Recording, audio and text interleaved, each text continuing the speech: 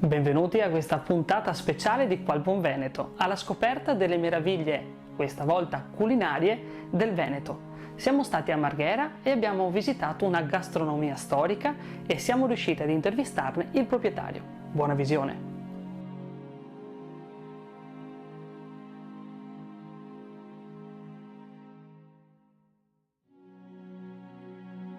Io mi chiamo Tristano Bottazzo e sono 50 anni quasi, manca poco, 50 anni che sono qui in rosticceria.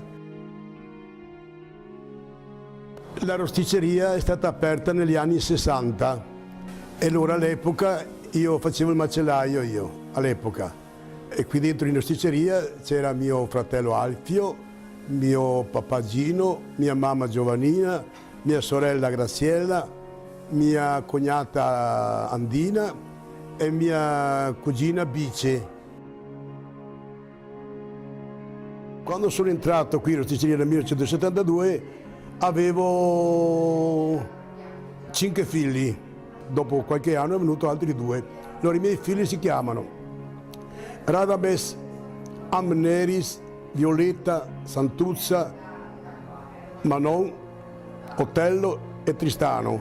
Quindi tutti 7 lavorano qui da me. Qui facciamo tutto come una volta, tutta la casalinga qua, non ci sono piatti sofisticati, fatto tutta la casalinga, però roba genuina.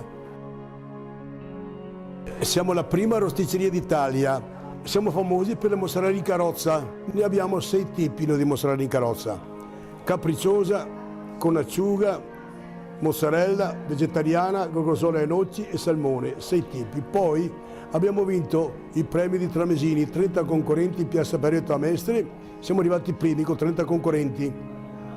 Abbiamo vinto col Tramesino che si chiama Salata Catalana.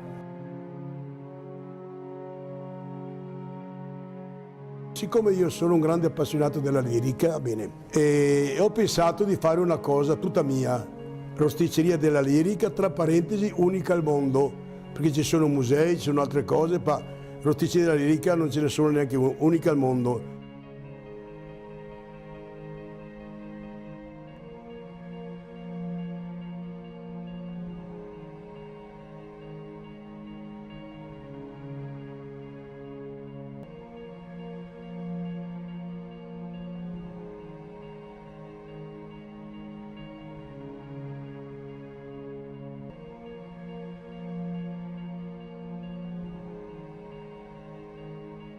Quindi ci sono tutti i requisiti perché possiate gentilmente venirci a trovare e sarete accolti a braccia aperte.